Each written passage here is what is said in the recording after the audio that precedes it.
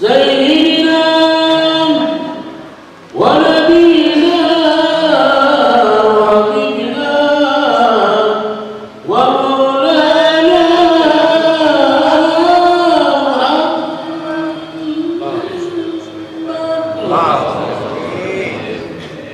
صلى الله عليه وسلم سير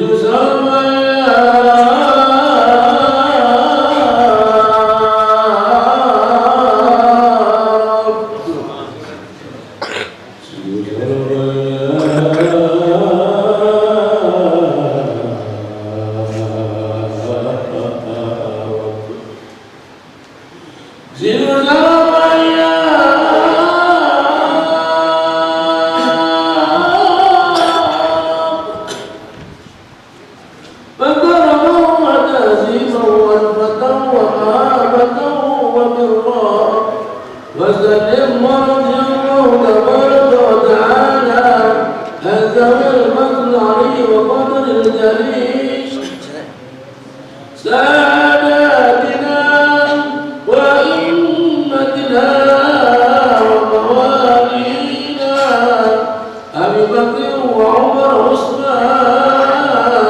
وعثمان وعلي وبقية الصحابة وقرابة رسول الله صلى الله عليه وعليهم أجمعين والحمد لله رب العالمين.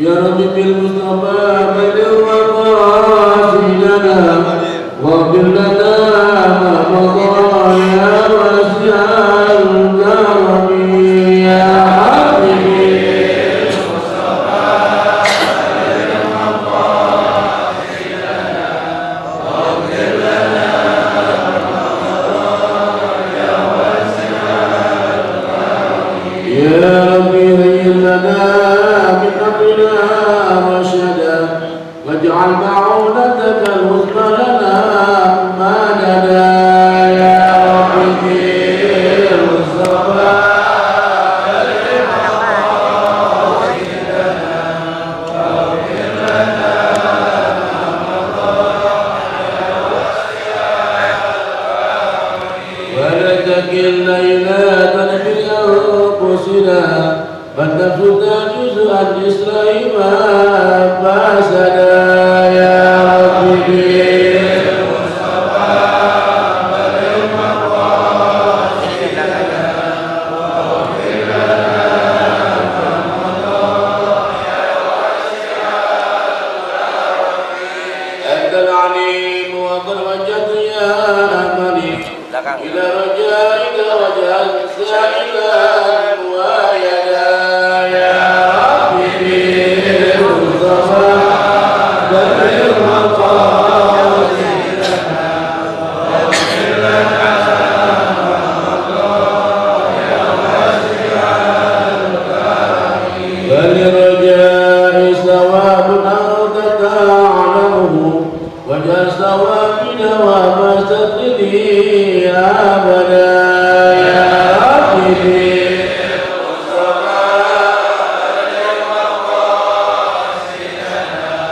واغفر لنا ما مضى يا واسع الكرم يا ربي المصطفى بلغ زيارتنا من المسجد النبوي والمسجد الحرم يا ربي المصطفى بلغ مقاصدنا واغفر لنا ما مضى يا واسع الكرم اللهم صل وسلم وبارك عليه وعلى آله. السلام عليكم ورحمة الله وبركاته. بسم الله والحمد لله والصلاة والسلام على رسول الله وعلى آله وصحبه ومن نصره وولاه. أما بعد، رب اشرح لي صدري ويسر لي أمري واحلل عقدة من لساني يفقهوا قولي سبحانك لا علم لنا إلا ما علمتنا إنك أنت العليم الحكيم. الفاتحة الله يفتح علينا كتب العارفين ويفقهنا في الدين ويرزقنا كما الإخلاص واليقين. بسم الله الرحمن الرحيم. إلى آمين ومشينا في الدين وعلم الخاتمة في المسجد المجاهدين وإلى جميع من أوفق أموالهم في بنائه وتعميره وإلى مؤلف هذا الكتاب شيخ إلى هم الفاتحة. أعوذ بالله من الشيطان الرجيم. بسم الله الرحمن الرحيم.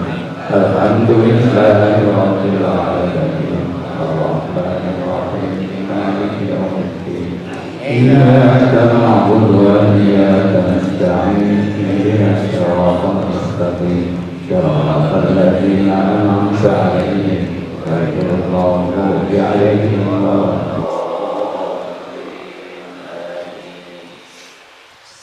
أيها الحضور الكرام masyarakat muslimin, ayuhal asatidzah al-muhtaramun. Pada pertemuan bulan lalu sudah sampai pada hadis ke-228 masih menjelaskan tentang sholat, terutama bacaan-bacaan sholat dari ayat Al-Quran. Kita membahas terakhir bahwa dalam sholat zuhur dan asar itu pada 2 rakaat pertama samping baca Fatihah juga dianjurkan untuk baca surat, salah satu surat Al-Quran. Kemudian pada 2 rakaat terakhir baik zuhur maupun asar itu tidak dianjurkan membaca surat, dan kadang-kadang Rasulullah membaca bacaan surat itu terdengar oleh makmum sebagai sebuah pembelajaran bahwa apa yang dibaca Rasulullah pada sholat dari rakaat 1, 2 ataupun rakaat yang terakhir 3 dan 4. Pagi ini kita akan lanjutkan masih tentang bacaan surat di dalam sholat, yaitu hadis yang ke-229. Qala musannif rahimahullah ta'ala wa nafa'ana bi ulumuhi an Abi Sa'id al-Khudri radhiyallahu anhu qala kunna nahruzu qiyam Rasulillah sallallahu alaihi wasallam fi zuhri wal asr fa hazarna qiyamahu fi rak'atayn awwalaini atau ulayaini min az-zuhri qadra alif lam mim tanzil atau surat as-sajdah wa bil ukhrayaini qadra nisfi min dzalika wa bil ulayaini min al-asri ala qadril ukhrayaini min az-zuhri wal ukhrayaini ala nisfi min dzalika rawahu Muslim.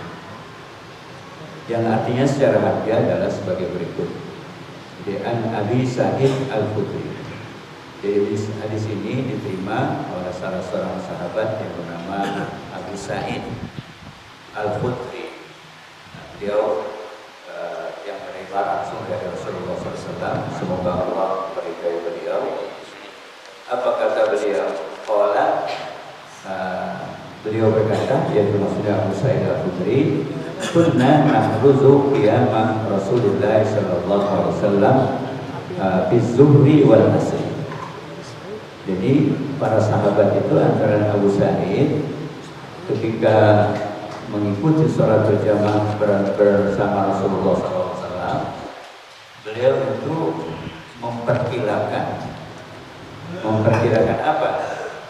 Lamanya berdiri Rasulullah SAW pada sholat zuhur dan asar itu kira-kira berapa lama?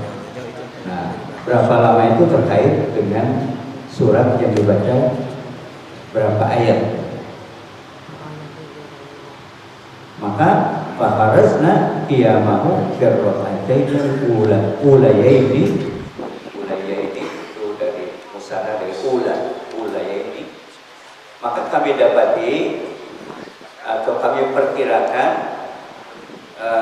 berdirinya Rasulullah dalam 2 rakaat pertama dari sholat zuhur kira-kira seukuran membaca surat Alif Lam Mim Tanzil, yaitu surat As-Sajdah. Ya, kira-kira 30 ayat itu pada 2 rakaat pertama, yaitu rakaat pertama dan kedua. Di samping baca Fatihah pada sholat zuhur asar yang hukumnya sir, yaitu sunnahnya sir. Nah, Rasulullah dalam sholat zuhur dan asar itu membaca suratnya kira-kira sepanjang surat Alif Lam Mim Tanzil atau surat Sajadah yang kira-kira 30 ayat. Itu pada 2 rakaat pertama. Wa fil ukhrayaini qadra nisfi min dzalika. Sedangkan pada 2 rakaat terakhir itu diperkirakan kira-kira gitu, karena kan nggak terdengar langsung, tapi kira-kira itu panjangnya sekitar setengah dari 2 rakaat pertama. Jadi kalau kita tadi surat Alif Lam Mim 30 ayat, setengahnya berapa? 15 ayat. Nah, 15 ayat. Nah, itu yang kemudian nanti ada pertanyaan, itu yang 15 kira-kira selama 15 ayat itu baca apa saja? Apa Fatihah dengan surat atau Fatihah saja gitu kan? Nah, itu nanti akan muncul pertanyaan semacam itu. Nah, itu pada sholat zuhur. Jadi kalau pada sholat zuhur rakaat pertama dan kedua itu panjangnya berdiri Rasulullah, yaitu kira-kira membaca surat 30 ayat. Nah, sedangkan pada 2 rakaat terakhir, rakaat ketiga dan keempat, setengahnya dari itu, berarti kira-kira 15 ayat. Nah, nanti akan muncul pertanyaan di situ, apakah Rasulullah baca surat juga selain Al-Fatihah gitu, dengan 15 kira-kira 15 ayat. Nah, sedangkan pada sholat asar lain ukuran panjangnya, maksudnya berarti juga kaitannya dengan membaca suratnya itu berapa ayat dan surat apa. Nah, kemudian wafil wa min zalika wa fil ulayaini minal asri. Nah, sedangkan pada 2 rakaat pertama pada sholat asar, surat rakaat pertama dan kedua minal asri ala qadril ukhrayaini minaz zuhri. Nah, dia lebih pendek lagi. Kalau tadi pada 2 rakaat pertamanya kira-kira 30 ayat, dan pada rakaat ketiga dan keempat setengahnya itu 15 ayat. Nah, pada sholat asar ini pada 2 rakaat pertama sebanding panjangnya dengan 2 rakaat terakhir pada sholat zuhur. Berarti setengah dari sholat zuhur bacanya pada rakaat pertama dan kedua. Nah, wal ukhrayaini ala nisbi min dzalika. Nah, sedangkan 2 rakaat terakhir pada sholat asar itu setengahnya dari 15 ayat, berarti kira-kira 7 ayat lewat dikit gitu. Nah, itu mengenai lamanya Rasulullah berdiri pada rakaat pertama, rakaat kedua, rakaat ketiga, rakaat keempat, baik pada sholat zuhur maupun dalam sholat asar. Nah, secara umum kita bisa menyimpulkan bahwa sholat zuhur itu bacaan suratnya relatif lebih panjang ketimbang pada sholat asar. Nah, tentu kalau kita kritis itu kenapa kok begitu gitu kan? Ini zuhur lebih panjang bacaannya, otomatis berdirinya lebih lama, dan sedangkan asar lebih singkat, lebih pendek, sehingga bacaannya juga lebih singkat. Nah, kemudian dijelaskan oleh Syarih pensyarah mengenai alasan-alasan. Kalau ada alasan itu artinya sudah analisis, artinya orang boleh berbeda mengenai mengenai mengapa sebabnya. Nah, dijelaskan oleh beliau kana sahabatul kiram asyaddan nasi hirsan ala hifdzi sunnah wa naqliha wa dhabtiha. Nah, ini menandakan bahwa para sahabat Rasulullah SAW itu sangat konsen, sangat perhatian terhadap apa? Untuk menjaga, memelihara sunnah Rasul, kemudian meriwayatkannya, kemudian memastikannya. Nah, itu kita sebut dengan hadis ya. Jadi diterima dari Rasulullah, kemudian mereka amati, cari analisisnya kenapa, kemudian mereka riwayatkan kepada generasi berikutnya, baik pada zaman sahabat yang masuk ke generasi sahabat yang lebih muda, terus ke generasi tabi'in, kemudian tabi'in sampai kemudian ditadwin, dibukukan oleh yang terakhir yaitu Imam Muslim. Nah, Imam Muslim itu yang kita bisa baca kitabnya dalam Sahih Muslim tentang hadis ini. Kita sebut dengan sanad mata rantai yang sampai kepada pentadwin itu kepada Rasulullah SAW. Nah, jadi itu konsep Rasulullah, para sahabat, sehingga kemudian kita tahu apa yang dilakukan oleh Nabi, apa yang diucapkan oleh Nabi, dan bagaimana sikap Nabi dalam melakukan suatu amalan. Ya, karena hadis secara istilah atau terminologi itu bukanlah ucapan, meskipun secara harfiah hadis itu artinya ucapan. Maka dalam definisi hadis dalam ilmu mustalah hadis ya ucapan Nabi, perbuatan Nabi, kemudian sikap Nabi, bahkan angan-angan Nabi, cita-cita yang belum terwujud juga disebut dengan hadis, atau istilah lain disebut sunnah Nabi.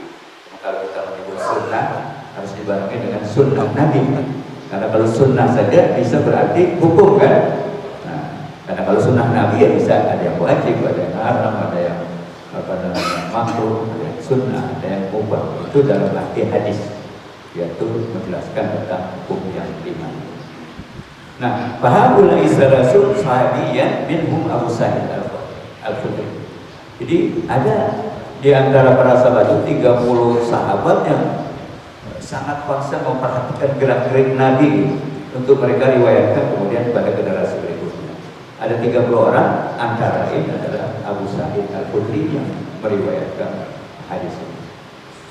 Yuqaddimuna salat Rasulullah sallallahu alaihi wasallam fa yubayyinuna qadra qiyamihi fi kulli rak'atin wa nizamihi fi salati.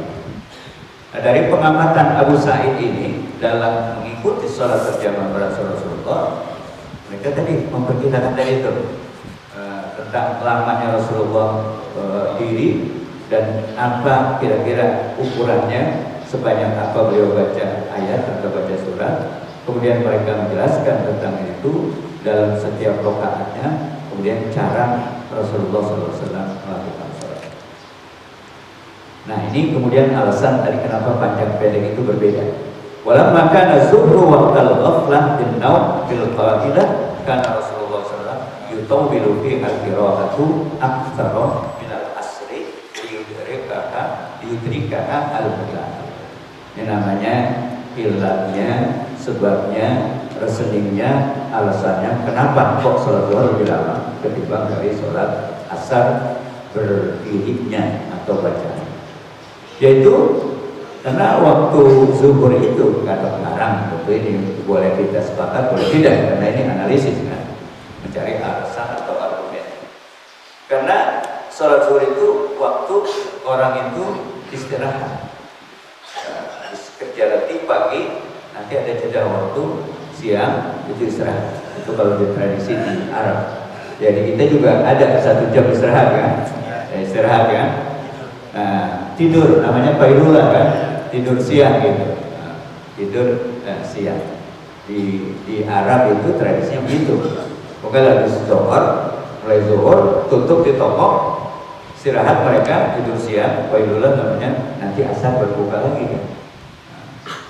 Ya kalau kita paling 1 jam untuk yang disebut isoma, istirahat, sholat, makan. Nah, itu alasannya. Nah, kemudian kenapa dia lebih panjang?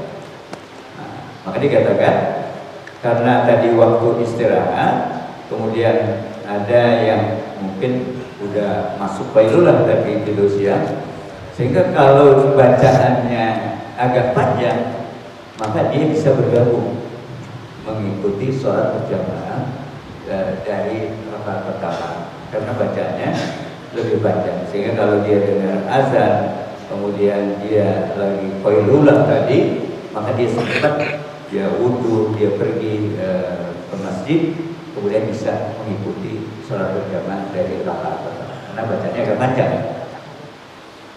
Nah, itu alasannya.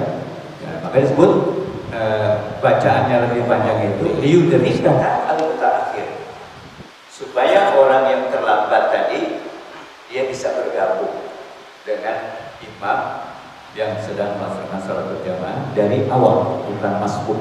Nah, itu antara lain alasannya kenapa sholat zuhur lebih panjang. Nah, amal asr fakana yukhaffifu sholataha.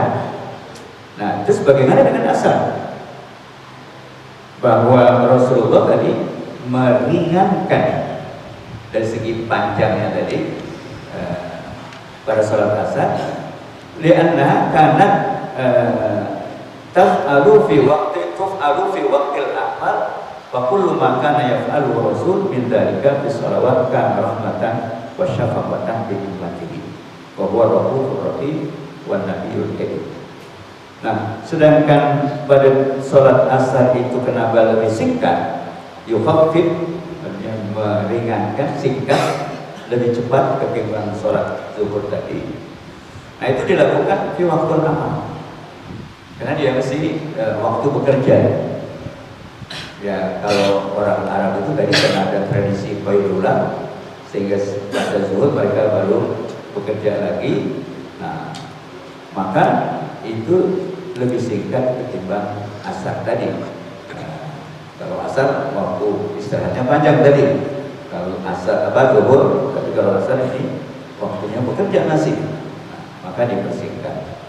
Nah, itu adalah apa yang dilakukan Rasulullah SAW, itu adalah rahmatan wa syafaqatan, untuk kasih sayang Rasulullah kepada umatnya, wa syafaqah juga sama di ummatihi. Kenapa? Karena beliau adalah ar-rauf ar-rahim wal nabiyul karim, seorang nabi yang rauf, yang santun, yang penuh kasih sayang, tidak membebani dan memberatkan umatnya. Beliau adalah nabi yang mulia. Nah, walamma kana al-musalli anshad ma yakunu fi awwali salatihi tubilat ar-raka'atul ula ala thaniyah wal ulayaini ala al-ukhrayaini fi kulli salat. Nah, kemudian alasan kenapa kok pada rakaat pertama dan kedua relatif lebih lama, lebih panjang bacanya ketimbang rakaat ketiga dan keempat kalau pada sholat yang 4 rakaat. Maka dijelaskan karena al-musalli, musalli itu orang yang sholat. Kalau di Fatihah di akhirnya musola, tempat sholat. Nah, karena orang yang sholat itu pada rakaat pertama dan kedua itu ansyad, masa itu masih seger bugar, masih gagah, masih aktif gitu kan. Ya, itu makanya dipanjangin ketimbang rakaat kedua, ketiga, keempat, yang pada riwayat yang lain disebutkan bahwa pada rakaat ketiga dan keempat Rasulullah hanya membaca surat Al-Fatihah. Nah, tadi resminya alasannya karena pada rakaat pertama dan kedua itu di samping tadi disebutkan juga supaya orang yang terlambat tadi bisa bergabung.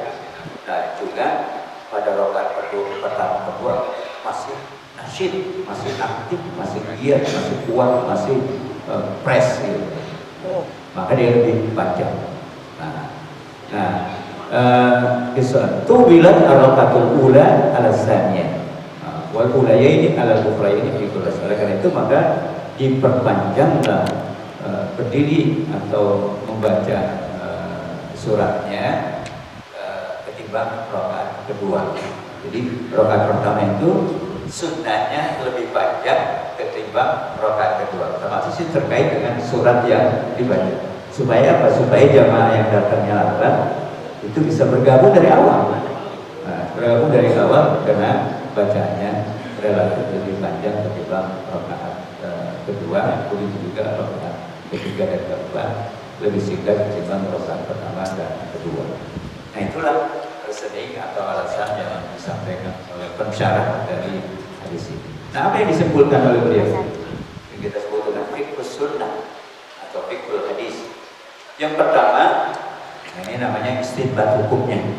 Dari hadis yang tadi, belum tentu kita bisa baca hadis paham terus menyimpulkan hukumnya, belum tentu bisa karena ada perangkat-perangkat, alat-alat yang bisa membuat orang tepat benar menyimpulkan atau mengistinbat hukum baik dari ilmu hadis atau ilmu Quran atau ilmu usul fikih misalnya, sehingga dari situ dia menyimpulkan hukum yang kemudian kita sebut dengan fikih. Itu produk dari pemikiran yang bersumber dari teks Al-Quran dan hadis. Nah, maka di sini disimpulkan oleh pengarang, pertama, istihbabu takwil qira'ah fil ulayaini min az-zuhri. Yaitu pertama, bahwa istihbab disebut dengan sunnah. Jadi dianjurkan, disunnahkan memperpanjang bacaan pada dua rakaat pertama pada sholat zuhur. Dari mana itu? Karena tadi diambil wala anna Rasulullah Karim kana yaqra'u fil ukhrayaini minhu ziyadatan al-Fatihah.